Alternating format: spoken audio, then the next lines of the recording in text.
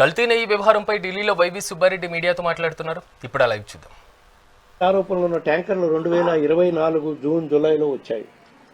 ఆ నెయ్యి లడ్డు ప్రసాదంలో కలిసిందని టీడీపీ ఆరోపణలు చేస్తుంది.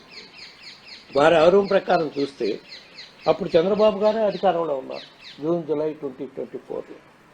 మరి ఎవరి మీద బురద జల్లుతున్నారు? SIT charge sheet June July SIT charge sheet ప్రకారం సిట్ వాళ్ళు ఇన్వెస్టిగేషన్ చేసేటప్పుడు ఫస్ట్ ఛార్జ్ షీట్ వాళ్ళు ఫైల్ చేయడం జరిగింది. ఆ ఛార్జ్ షీట్లో ఉన్న రిపోర్ట్ ప్రకారం, అది కూడా కాపీ ఉంది, మీకు కూడా ఇస్తాను. రిపోర్ట్ ప్రకారం ఈ నెయ్యి ఏ 4 ట్యాంకర్లో అయితే వెనక్కి పంపించామని చెప్తున్న నెయ్యి మళ్ళా ఆగస్టు 24లో వేరు సప్లయర్స్ ద్వారా ఆ నెయ్యి లడ్డు తయారీలో ఉపయోగించారని సిట్ ఛార్జ్ షీట్ రిపోర్ట్లో మెన్షన్ చేయటం జరిగింది.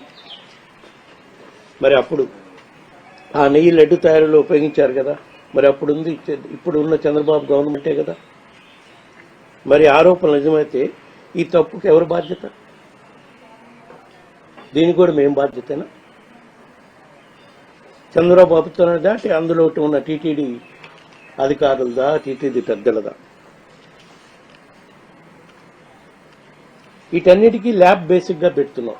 ల్యాబ్ అనేది అప్పుడు పాత రోజుల నుంచి ఉండే అదే ల్యాబ్, ఇప్పుడు ఉండేది అదే ల్యాబ్. ఇంకా మా పీరియడ్లో ల్యాబ్ని ఇంకా ఆధునాతకం చేయడం కోసం ఎన్డీడీబీ సహకారంతో, సిఎఫ్టీఆర్ఐ సహకారంతో దాన్ని మెరుగ్గా అభివృద్ధి చేయడం కోసం నిధులు కూడా ఇచ్చి అభివృద్ధి చేయడం కూడా జరిగింది. ఇవన్నీ ఉండంగా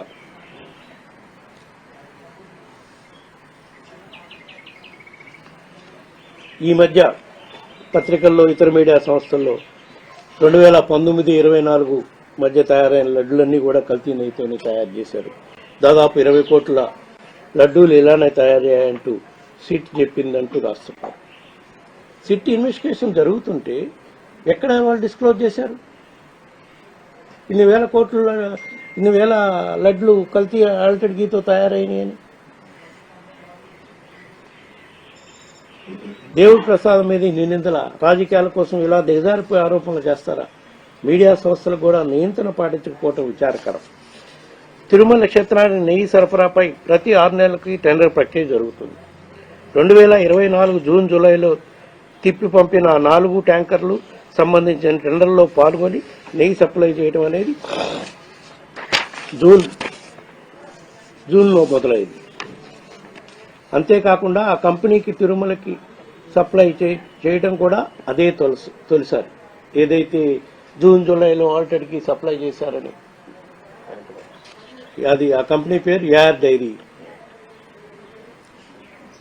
ఏ రకంగా ప్రస్తావనలో ఆ కంపెనీ తిరుమల సప్లై చేయడం కూడా అదే తొలిసారి.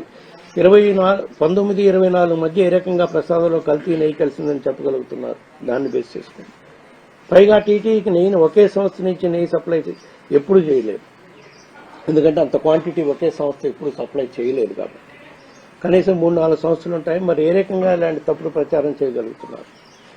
చంద్రబాబు హయాంలో కూడా నాణ్యత ప్రమాణాలు లేవని దాదాపు ఇందాక చెప్పాను మీకు. 15 సార్లు ట్యాంకర్లు వెనక పంపారు. అదేవిధంగా మా పీరియడ్లో కూడా కొన్నిసార్లు వెనక పంపడం జరిగింది.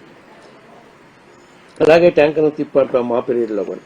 నేరుగా ఒకసారి నాకు కంప్లైంట్ వస్తే పరీక్షలు చేయించి సంబంధిత కంపెనీని కూడా బ్లాక్ లిస్టులో పెట్టడం జరిగింది. అట్లాంటి ఉద్దేశాలకు పోవాలనుకుంటే కంపెనీని బ్లాక్ లిస్టులో ఎందుకు పెట్టాల్సిన అవసరం ఉంటుంది మాకు? మేము కిలో నెయ్యి 326 రూపాయలకే కొనుగోలు చేశాము. అందువల్లే కల్తీ నెయ్యి కావటం వల్ల ఇంత తక్కువ ధరకి వచ్చిందనే ఒక దుష్ప్రచారం కూడా జరుగుతుంది. వాస్తవం ఏమిటంటే లడ్డు ప్రొక్యూర్మెంట్కి, ఘీ ప్రొక్యూర్మెంట్కి ప్రతి 6 నెలలకి ఈ రేట్లు మారుతూ ఉంటాయి. ఎందుకంటే టెండర్లో ఒక 6 నెలలకు ఒకసారి పిలుస్తుంటారు కాబట్టి. ఒక సందర్భంలో ఒకసారి మాత్రమే ఈ రేటు ఉంటుందని చెప్పలేం. టెండర్లను బట్టి ఈ రేట్లు 400 రూపాయల దాకా మా పీరియడ్లో కూడా 400-475 వరకు కూడా ఘీ ప్రొక్యూర్మెంట్ చేయడం జరిగింది. మేము 300 రూపాయలు